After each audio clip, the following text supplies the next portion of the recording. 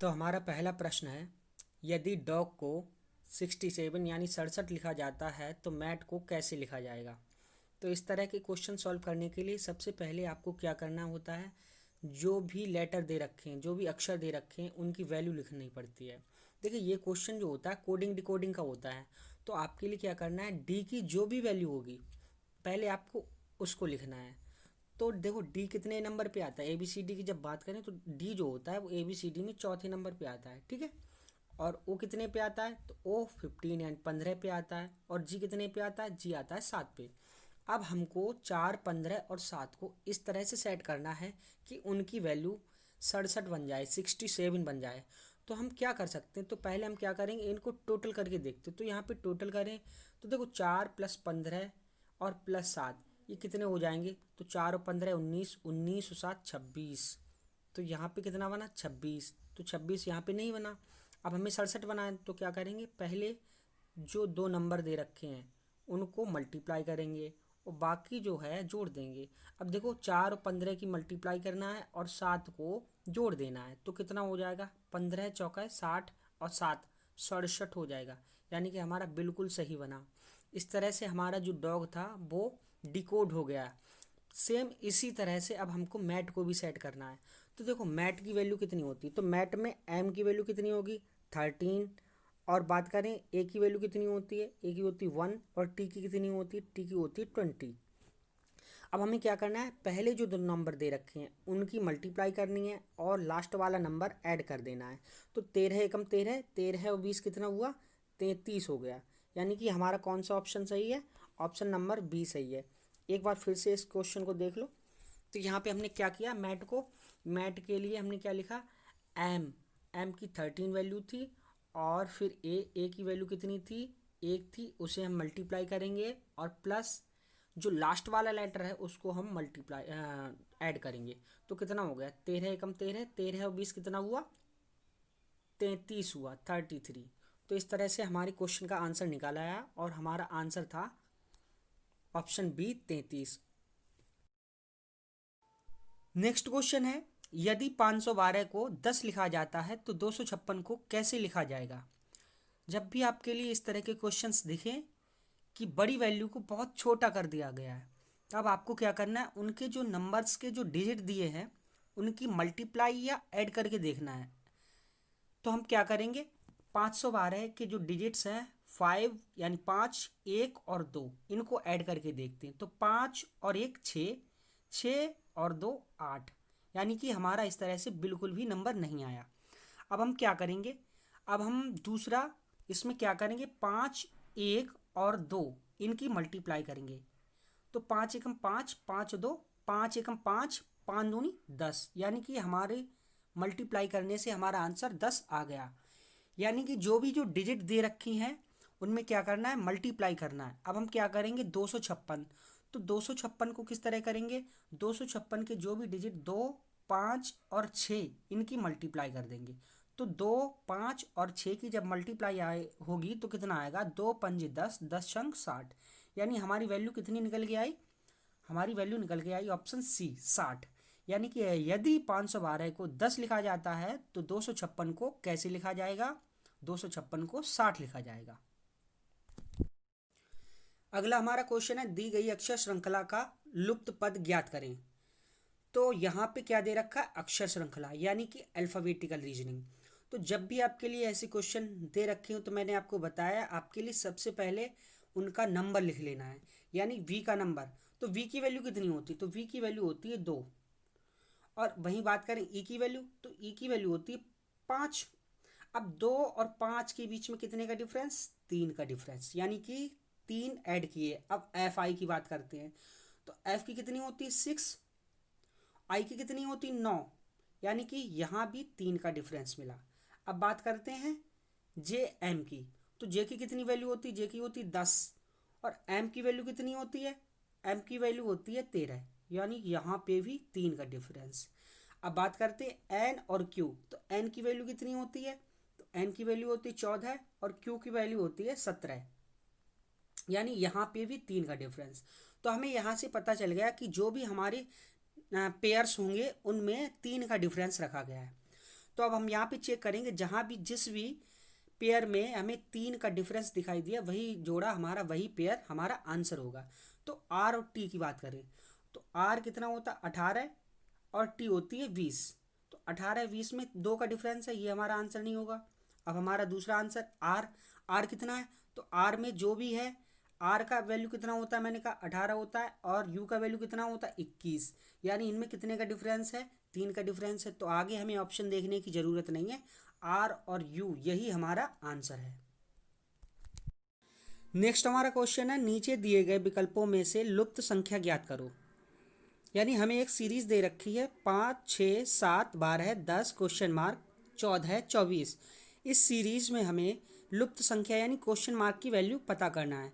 लेकिन इस सीरीज को देखते टाइम पे हमने देखा कि हमारी जो 10 था, जो हमारा 10 था वो पहले तो बढ़ रहा था, उसके बाद हमें अचानक एक टर्म मिला जो कि हमारा कम हो गया। यानी देखिए यहाँ पे 5 6 बढ़ा, फिर 7, फिर बढ़ा, फिर 12, फिर 10, यानी कि टर्म जो था वो कम हो गया। तो ऐसी सीरीज में आपको क्या करना है, हमेशा याद रखना है कि ऐसी सीरीज में आपको 2 सीरीज मिलेंगी। वो 2 सीरीज फाइंड करने के लिए आपके लिए एक टर्म छोड़ना पड़ेगा, या फिर हो सकता है 2 टर्म भी छोड़ने पड़े। तो इस सीरीज का पता लगाने के लिए हम क्या करेंगे, देखते हैं, एक एक टर्म को हम छोड़कर पता करते हैं। तो पहले हमने क्या किया, पहले हमने लिया 5, फिर 7, फिर 10, फिर 14। ठीक है, अब यहाँ पे हमने देखा 5 और 7 में कितने का डिफरेंस है, 2 का, यानी कि यहाँ पे 2 बड़े। फिर 7 से 10 जाने पर कितना ऐड हुआ, 3, 7 और 3 10 होते हैं। फिर 10 से 14 जाने पर कितना ऐड हुआ, 4। फिर अगर 14 से आगे जाते तो हमें 5 ऐड करना पड़ता, लेकिन हमें अगली टर्म से कोई मतलब नहीं है। अब हम दूसरी सीरीज फाइंड करें तो दूसरी सीरीज में हमें दिख रहा है जो दूसरी सीरीज होगी वो 6, 6 से 12, फिर 12 से क्वेश्चन मार्क, फिर 24। तो यहाँ पे हम देख रहे हैं कि 6 से 12 हुआ, यानी कितना ऐड हुआ, 6। नेक्स्ट टर्म में भी हम 6 ऐड करके देखते हैं, तो 12 में 6 ऐड होगा तो कितना होगा, तो 12 में 6 ऐड होगा तो हो जाएगा 18। अब बात करते हैं 18 में अगर हमारा 6 ऐड करने पर 24 आ रहा है, तब तो हमारा बिल्कुल भी आंसर बिल्कुल करेक्ट होगा। तो यहाँ पे हमने देखा 18 में 6 ऐड किया, कितना आया, तो 18 में 6 ऐड किया 24 आया, यानी कि हमारा टर्म जो बिल्कुल सही है, यानी कि हमारा जो आंसर होगा वो 18 होगा। नेक्स्ट क्वेश्चन है, दिए गए अनुक्रम का अगला पद ज्ञात करें। जो हमारी सीरीज दे रखी है उनमें कुछ टर्म्स दे रखे हैं, तो उस सीरीज में हमें बताना है नेक्स्ट टर्म क्या होगा। तो हमारी सीरीज है 3 7 15 31 63 क्वेश्चन मार्क। इस क्वेश्चन मार्क की जगह हमें बताना है कौन सा टर्म आएगा। तो हम सीरीज के लिए पता करते हैं, सबसे पहले डिफरेंस पता करेंगे। 3 और 7 के बीच में 4 का डिफरेंस है, 7 और 15 के बीच में 8 का डिफरेंस है, 15 और 31 के बीच में कितना डिफरेंस है, तो यहाँ पे कितने का डिफरेंस है, यहाँ पे है 16 का डिफरेंस। नेक्स्ट हमारा डिफरेंस कितने का है, 31 और 63, तो 31 और 63 के बीच में 32 यानी 32 का डिफरेंस है। तो यहाँ पे हम देख सकते हैं पहली टर्म में यानी 4 दूनी 8, फिर 8 दूनी 16, फिर 16 दूनी 32। अगला जो टर्म होगा हमारा 32 दूनी 64, यानी जो हमारा अगला टर्म होगा वहाँ पे हम 64 ऐड करेंगे, यानी कि 63 में जब हम 64 ऐड करेंगे तो कितना हो जाएगा, 63 प्लस 64, 4 और 3 7, 6 6 12, यानी 127। 127 हमारा आंसर दे रखा है, हाँ 127 जो हमारा आंसर ऑप्शन सी सही है। अब इसी क्वेश्चन को हम थोड़ा दूसरी तरीके से भी सोच सकते हैं कि यहाँ पे जो डिफरेंस था 3 से 7 के बीच जब गए तब हमें क्या मिला, 3 से 7 पे कैसे जा सकते हैं, तो 3 से 7 पे जाने के लिए पहले हमें 3 की 2 से गुणा और प्लस 1, यानी 3 दूनी 6 और 1 7। दूसरा टर्म जो हमारा है, दूसरा टर्म है हमारा 7, 7 से 15 पे कैसे जा सकते, 7 गुणा 2 प्लस 1, यानी 7 दूनी 14 1 15। फिर हमारा 15 है तो 15 से 31 पे कैसे जाएंगे, 15 गुणा 2 प्लस 1 बराबर 31। यहाँ पे हम समझ रहे हैं कि हमारा जो भी टर्म दिया है उसको हम डबल करेंगे प्लस 1 जोड़ेंगे, यानी कि 3 दूनी 6 प्लस 1 7, 7 दूनी 14 प्लस 1 15, 15 दूनी 30 प्लस 1 31, और 31 दूनी 62 प्लस 1 63। तो उसी तरह हमारा जो नेक्स्ट टर्म होगा वो कितना होगा, 63 दूनी +1, यानी कि कितना होगा हमारा जो टर्म होगा 127 होगा। 126 + 1 यानी कि 127। तो हम इस क्वेश्चन को इस तरह भी सॉल्व कर सकते हैं। अब हम देखते हैं अपना नेक्स्ट क्वेश्चन। हमारा नेक्स्ट क्वेश्चन है, नीचे दिए गए विकल्पों में से लुप्त संख्या ज्ञात करो। तो हमारी जो सीरीज दे रखी है 2, 3, 4, 6, 8 क्वेश्चन मार्क, इस क्वेश्चन मार्क की वैल्यू हमें बतानी है। 16 है, 12 है। तो इस सीरीज में हमें क्वेश्चन मार्क की वैल्यू बतानी है। लेकिन उससे पहले मैंने अभी एक क्वेश्चन कराया था, उसमें आप लोगों को बताया था कि अगर हमें कभी भी एक टर्म छोटा मिल जाए, यानी शुरू में तो बड़ा आ रहा हो टर्म, कोई भी पद है वो बड़ा हो, फिर बाद में कहीं पे भी छोटा हो जाए, तो वहाँ पे हम एकदम हिसाब लगा लेते हैं कि जो सीरीज होगी वो दो होंगी। तो यहाँ पे हम देख रहे हैं कि दो, दो से तीन, तीन चार, फिर 6, फिर 8, फिर क्वेश्चन मार्क 16, फिर 12, यानी 12 जो हमारा जो टर्म था वो हमारा घट चुका है। और ऐसी स्थिति जब भी आती है, ऐसी कंडीशन जब भी आती है, तब हम क्या करते हैं, तो ऐसी कंडीशन में हम दो सीरीज को फाइंड करते हैं। तो यहाँ पे हम कैसे फाइंड करेंगे वो आपको पता ही है, एक टर्म छोड़ के या फिर दो टर्म छोड़ के हम नेक्स्ट सीरीज को पता करेंगे। तो देखो यहाँ पे हम सबसे पहले क्या करेंगे, सबसे पहले हम दो, और दो से हो गए 4, फिर 4 से फिर एक नंबर छोड़ा, फिर 8, फिर 8 से फिर एक छोड़ा, 16। ठीक है, अब हम यहाँ पे पता कर लें कि 2 से 4 कैसे बने, तो 2 दूनी 4, यानी 2 से मल्टीप्लाई। फिर 4 से 8 कैसे बने, तो 4 से 8 बने 4 दूनी 8। फिर 8 से 16 कैसे बने, तो 8 दूनी 16, यानी कि डबल हो रहा है। पहली सीरीज हमारी थी 2, 4, 8, 16, ये सीरीज हमारी पहली सीरीज थी। अब इसी में हम दूसरी सीरीज की बात कर रहे हैं। जो दूसरी सीरीज है, तो हमारी यहाँ पे जो दूसरी सीरीज है वो है 3, फिर 3 से 6, फिर यहाँ पे क्वेश्चन मार्क, फिर 12। तो हम यहाँ पे देख रहे हैं 3 से 6 जाने पर क्या हुआ, 3 ऐड हुआ। और फिर अगर हम 6 से फिर 3 ऐड करें, यानी यहाँ पे हमारा मान लीजिए 9 हो जाएगा, फिर 9 में फिर 3 ऐड करें, तब हमारा कितना हो जाएगा, 12। यानी कि हमारी सीरीज 3 ऐड करने पर बन जाएगी। एक बार फिर से देख लीजिए, 3 से 6 3 ऐड हुआ। अब मान लीजिए फिर से हमने 3 ऐड कर दिया, तो यहाँ पे 9 आ गए। ठीक है, अब 9 में अगर हम फिर से 3 ऐड कर रहे हैं तो कितने आ गए, 12 आ जाएंगे। यानी कि हमारी सीरीज बिल्कुल ठीक चल रही है। तो इसका हमारा आंसर कितना होगा, तो इसका आंसर होगा हमारा 9। लेकिन एक बात आप याद रखिए, जब भी आपके लिए ऐसी सीरीज मिले जिसमें टर्म्स जो है बढ़ते बढ़ते कहीं पे घट रहे हैं, तो आप याद रखना वो सीरीज जो होगी वहाँ पे दो सीरीज होंगी। ये इंपॉर्टेंट बात है। नेक्स्ट हमारा क्वेश्चन है, निम्नलिखित दिए गए श्रृंखला में लुप्त संख्या ज्ञात करो। यानी जो हमारी जो सीरीज दे रखी है इसमें हमें लुप्त संख्या बतानी है। तो हमारी सीरीज है 2, 3, 5, 7, 11, 13। तो इस सीरीज में वैसे मैं इस क्वेश्चन को छोड़ रहा हूँ और मैं आपको हिंट दे रहा हूँ। इस क्वेश्चन में जो भी नंबर्स हैं वो अभाज्य संख्याएं यानी कि प्राइम नंबर्स हैं। और इस क्वेश्चन को आप खुद ही सॉल्व करना, आंसर कमेंट बॉक्स में देना। हम अपने नेक्स्ट क्वेश्चन पे चलते हैं। क्वेश्चन है हमारा, नीचे दी गई श्रृंखला का अगला पद ज्ञात करें। इसमें सीरीज है और सीरीज है 15, 24, 35, 48, 63। तो इस सीरीज का हमें क्वेश्चन मार्क वाला नंबर जो है वो फाइंड करना है, मिसिंग नंबर फाइंड करना है। तो यहाँ पे हम क्या करेंगे, हमें पता है सबसे पहले हम जो टर्म्स होते हैं उनका डिफरेंस पता करते हैं। तो 24 और 15 के बीच में कितने का डिफरेंस है, तो यहाँ पे जो डिफरेंस है वो है 9 का। अब बात करें 24 और 35 के बीच में, तो यहाँ पे है 11 का डिफरेंस। और 35 और 48 के बीच में कितने का डिफरेंस है, तो 35 और 48 के बीच में 13 का डिफरेंस है। अब 63 और 48, तो 63 और 48 के बीच में डिफरेंस कितने का है, 15 का। यानी कि पहले 9 2 11 जोड़े, फिर 13 जोड़े, फिर 15 जोड़े, यानी नेक्स्ट टर्म के लिए निकालने के लिए हमें कितना जोड़ना पड़ेगा, तो नेक्स्ट टर्म निकालने के लिए हमें 17 जोड़ना पड़ेगा। अब 17 जोड़ने के बाद हमारा कितना आंसर आएगा, 80 आंसर आएगा। कितना आंसर आएगा, यानी कि हमारा जो आंसर होगा वो ऑप्शन बी सही होगा, 80 इज राइट। अब यहाँ पे हम एक तरह से और भी इस क्वेश्चन को सॉल्व कर सकते हैं। यहाँ पे हम देखते हैं 15 पे कैसे जाया जाएगा। तो 15 पे हम कैसे जा सकते हैं, 4 का स्क्वायर -1, 4 का स्क्वायर -1, कितना हो जाएगा, 15 हो जाएगा।